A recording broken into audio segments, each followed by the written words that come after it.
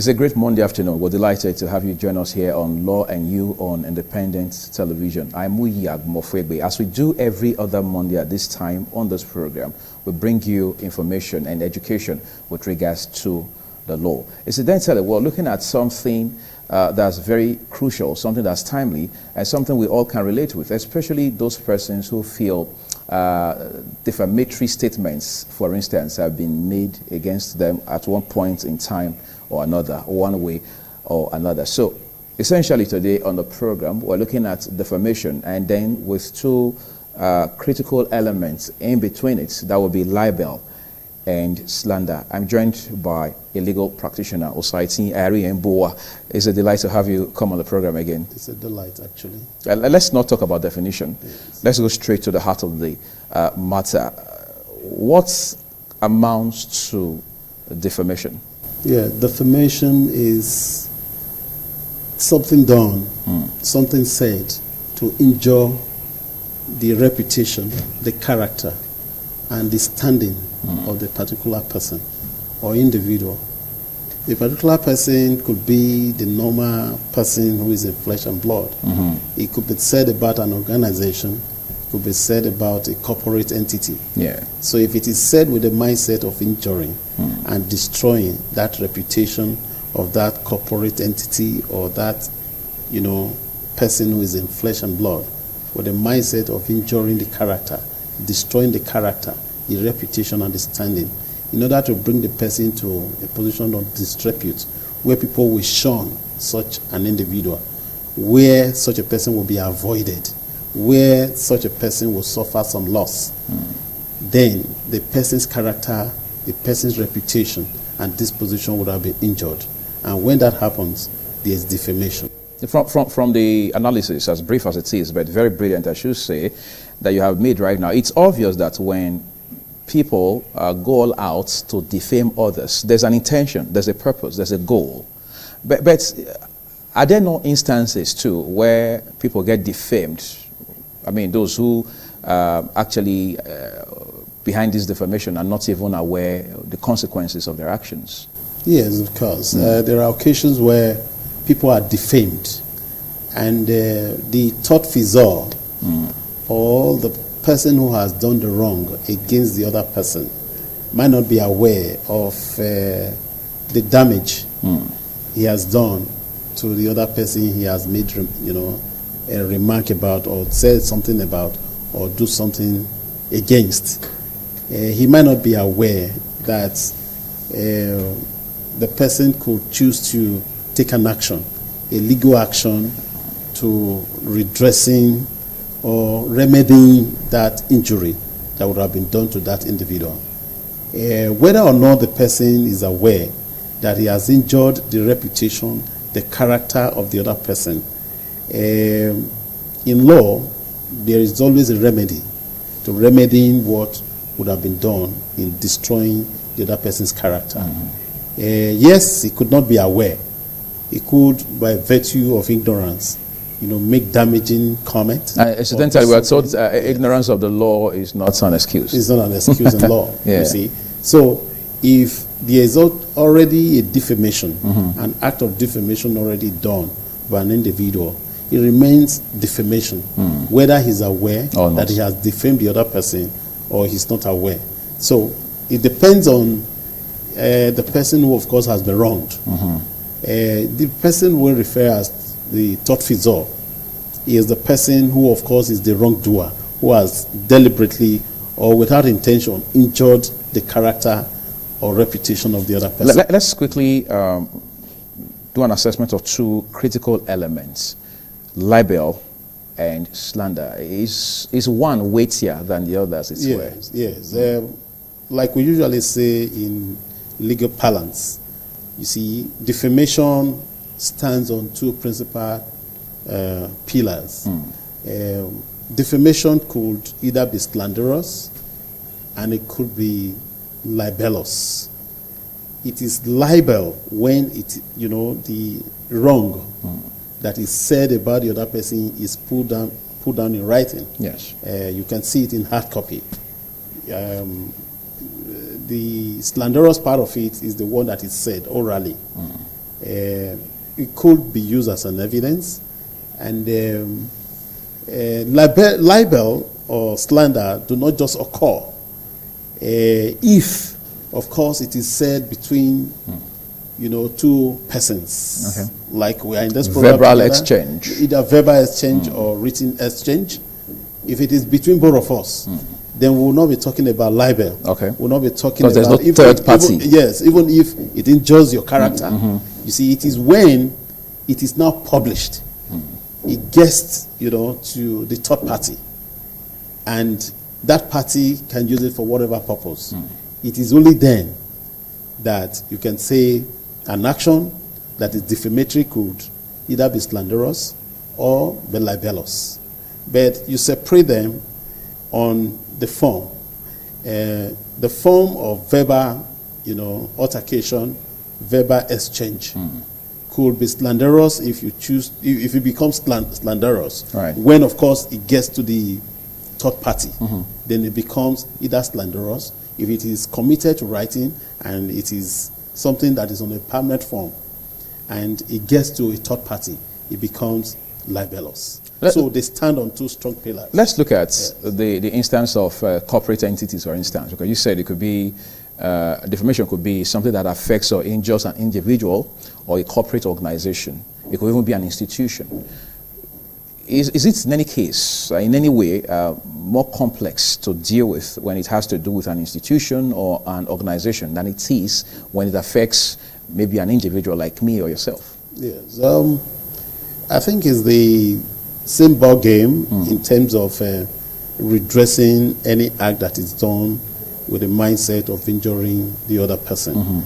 In a corporate entity, it is weightier.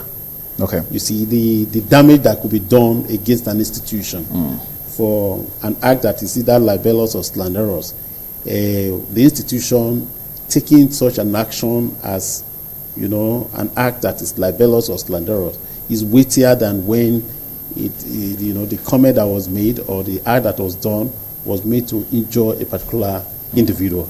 So, like you rightly said, yes, it could be done against a corporate entity, it could be done against an individual. But whether it is done against a corporate entity or it is done against an individual, libel remains libel, slander remains slander. It depends on the form. But in some cases, I'm sorry to bump in on you, but we need to quickly address this. In some cases, I mean, we've seen cases real time where facts are advanced. However, because they are not advanced in the overall interests of a certain party or an individual, you see allegation of libel, several allegations, including libel, for instance. If an accusation, for instance, is factual, is found to be factual, there's evidence to support that it's factual, can that still be referred to as libel? Yes. You are not talking about, a wrong already been done by the act of an individual, right? That injures the other person's character. Yes. When that happens, it becomes an issue of defense. Was the comment made with a mindset of actually injuring the character of the other person? Was the person actually making an honest, justified, fair comment, true comment about the other person? That is an issue of defense, all right? Because when there is an action, there's bound to be a defense, right? All right? Against the third, the third fissure, we stand on the position. The third fissure, what I mean by third fissure, is the wrongdoer. The person has done an act that is wrong, that is considered wrong. Or has been accused to have done that. To have done that. And it behoves on him to not defend himself, to say what the comment I have made is the true statement of the situation or about the particular individual. That is a matter of defense, for the third fissure. Because the third fissure will say, well, it is the factual, true, fair comment about the particular individual that has been done or to have been said about the person. So it could remain resolute to say, even if action is taken, my defense is that I made a fair, correct, actual, factual statement or an act. So to that extent, The question is, has the person actually done any wrong by making an honest, correct, fair comment? Verifiable by the other person. So if that is what the state is, then the defense of the third result is that he made a fair, correct, true statement. Does that close the case? It doesn't close the case, because at the end of the day, yes, you have two sides to a coin. You see, the person who, of course, has suffered some injury, the person who suffered any injury about the action, about the act, about the utterance of the other person, he has two choices to make. One is to either take an action to remedy what has been done wrong. He could decide to waive his rights. And in our own environment, that is exactly what is more popular, where people choose to waive their rights. All right? Wrong has been done about a particular institution. Wrong has been done against a particular individual, and he chooses not to take any action. So be it. What's the ultimate consequence of that, where an individual or an institution waives their rights in a case like this? Yes, if an individual or a corporate entity waives his rights, you know, possibly taking an action, to that extent, the libel is just there, and no action is taken, and whatever opinion that has been spread about the particular individual that injures that person's character, reputation, and standing, it remains that way. Like what comes out from the media could, you know, be said sometimes to be libelous, where the individual or the corporate entity chooses not to, you know, take any action. It doesn't stop that action or that act to being either slanderous or libelous. You made allusion to our environments. I guess by that you were suggesting something about the peculiarity of our environment, especially with regards to the law and legal issues. Incidentally, when electioneering begins to heat up at every point in time, especially during the election cycles in this country, there's so much of accusation and counter-accusation, and you see very defamatory contents from print to radio to TV. Of course, the media is very powerful, and the media can be very convincing. The media leaves a long-lasting impression on the minds of people, whether you're listening, you're viewing, or you're reading. And politicians, one way or another, do take advantage of this media to advance certain objectives, especially where the issue of libel is concerned. But it will appear the noise, as it were, of electioneering drowns the need to want to take a critical look at the possibility of somebody being, something libelous being done to somebody to injure their character, to injure their person, to leave a dent, as it were, on their image. Are we taking full advantage of the law on that front? Yes, I differ, you know, from what you try to express in your question. That there is election, you know, coming up, and people are making defamatory you know, statements about individuals, about institutions. It depends whether or not the person who is suffering that injury of the comment or the act that has been done against the person, against the particular institution or you know, or institution, chooses to take an action. Like I told you, an institution or an individual could choose to waive his right to say, okay, it's because of election. If possibly I take an action, it could be read to be maybe an action that is premised on political issues that might not see the light of day. It is not so. I give you an instance on what is playing out in Kaduna politics. In Kaduna politics, El-Rufai, that's the governor? Yes, has gone to court. He has brought an action worth about 400 million or thereabout, some millions of naira, against Sani. That's the senator representing Kaduna South. Comments or actions or acts that has been done by is it Shehu or Sani? I can't remember. Yes, it's Sani, Shehu Sani. Shehu yeah, Sani. that's a serving senator from Kaduna State. It's a clear example of what will happen in a political environment. Right. Yes. And that's normal. Exactly. Certain actions have been taken, certain comments have been taken, have been done by Sani Shehu, and he believes that whatever he has done is what, the comment he has made are fair, true, honest, fair comments. And he says his lawyers are ready to defend him on that front. Exactly. So he believes they are justified statement, justified comment, fair comment. It is not false. There is truth in it. So he is seen in that light as the third figure, the wrongdoer to possibly El Rufai. El Rufai decided, in spite of the fact that it is a political environment, chooses to go to court. And there's an action already pending in court. All right? Sani defense in that light will become a defense of honesty, a defense of justification, to justifying what he has done or what he has said about El Rufai and his government. But to El Rufai, he believes that his reputation, his character, his standing in the society, you understand, has been injured. To that extent, a lawsuit is now, has been instituted.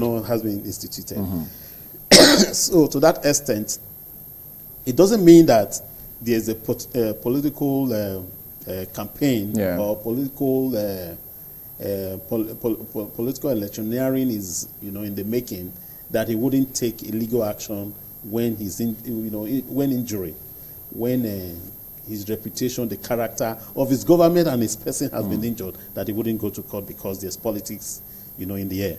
So like I did say at the beginning of this program, you see, when an action, when an utterance becomes either slanderous or libelous, that the person who, of course, a wrong has been done against chooses, to waive his rights. It's a matter of choice. Okay. So if he decides to take an action, there will definitely be a remedy. But what will play out will depend on what the judicial system, accepts to be either libelous or slanderous. And that will play out on the evidence that can be brought on the table. Okay. Because at the end of the day, you see, you must be able to show that your character, your reputation, either of your institution, your government, or your person has been injured.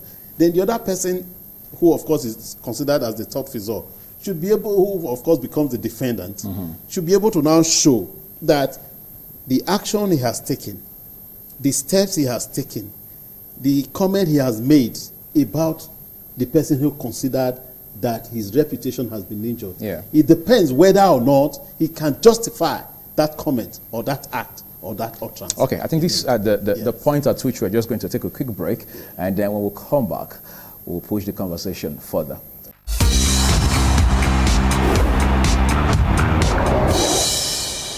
Thank you for staying with us on Law and You on Independent Television. Don't forget that you can watch us on GoTV channel 107, Star Times channel 130. ITV is also visible on Roku TV in Africa, North America, and across Europe. You can also use our live stream link, www.itvradioNigeria.com/live. Make the most of all of our social media platforms, starting with Facebook, facebook.com/ITVRadioNG. Our Twitter handle is at ITVRadioNG. Do remember to subscribe to our YouTube channel at www.youtube.com/ITVRadioNG. And lastly, download our app from the Google Play Store so you can expand interaction with independent television and by extension radio. And now back to our earlier discussion. We've been told that the wheel of justice turns very slow.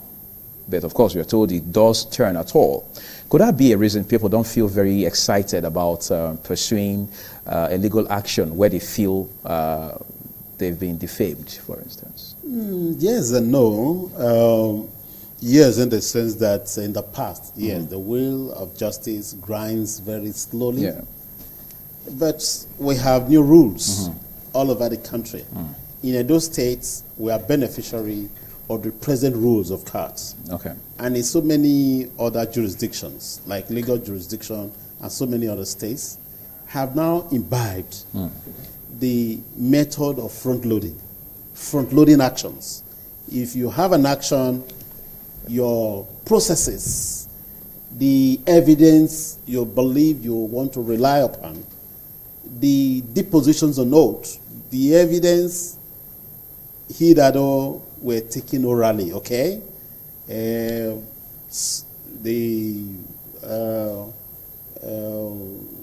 person who believes that his character has been injured could possibly be called to give evidence. He gives oral evidence. The evidence will be given will be evidence in chief. Then he will be cross-examined by the other party, all orally. And, you know, that could take a very long time. But today, with the benefit of the new rules, like in Edo State, we have the new rules of 2012, the rules of court. The rules of court, mandates and compels that matters must be heard expeditiously. And if matters must be heard expeditiously, the rule has equally provided that you must front load all your evidence, all your, the witnesses you intend to bring.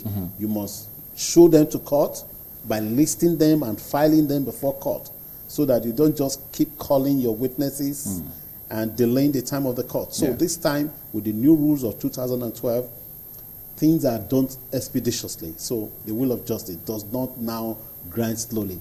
It is very, very fast. Okay, let's see how fast it gets. So now I'm trying to say, yes, it is not the reason why people are not interested. It's a matter of choice. Whether to either take an action or not to take an action. Then awareness as well, I guess. Awareness. Maybe that's why they should use more of lawyers like yourself. But before we get to that, off the record later, let's talk about the yardstick for determining how much of damage an individual should get if they feel the fame, because we see varying figures every now and then. Exactly. You see, we have three arms of government. The judiciary, you see, has its own standard. The balance, the scale of justice. Right. What the court does is to, in determining the quantum, that is the volume of compensation that you could claim by way of damages, either by way of general damages or specific damages, is dependent upon the injury that is done by the tortfeasor. If at the end of the day the court finds the tortfeasor, finds the case against the tortfeasor, that the action, the comment he has made actually injures the character, the reputation, and has brought the other person to public odium, public disrepute, and you see that he suffers damage. His character has been brought to a very, very bad light before the right-thinking members of the public, the right-thinking people of the society. To that extent, the court will now find out what damage has been done against the individual. What is the standing of the particular individual or institution? And this will be dependent upon the evidence that are brought to the scale of justice. It is that determines the damage, the volume of damage that the court can award, because it must be able to remedy what has been destroyed. I give you an instance. I'm a legal practitioner, and somebody comes out to say he's not a good lawyer, and here I am having a brief worth billions of dollars. And somebody now make a disparaging statement that affects my reputation, my character, and I'm not able to get that brief. if I'm able to show to court the extent of the damage done, or what I have suffered because of that action of the third result, court will give me the volume of damage that I'm commiserate. That is commensurate. Yeah, Thank you. I think that's an excellent way to land on this kind of discussion. You've done a brilliant job coming on the program today. Ariel Mbowa Osariti, a Benin-based legal practitioner. Thank you. We appreciate your presence on the program. And that'll be program for this week. I'm Muyi Agmofwegbe. I'll be back here next week, Monday. Enjoy the rest of your day.